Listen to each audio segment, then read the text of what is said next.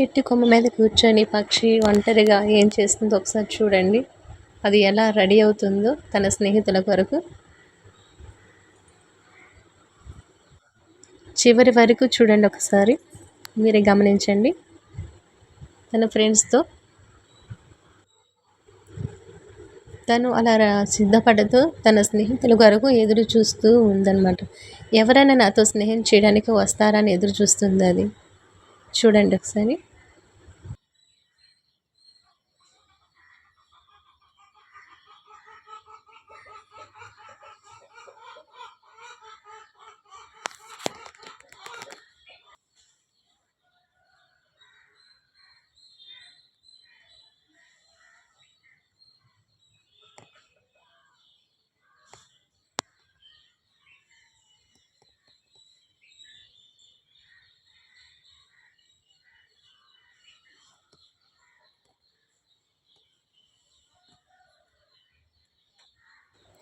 చివరికి తన స్నేహితులు రావడం చూసి వాడి దగ్గరికి వెళ్ళిపోతుంది.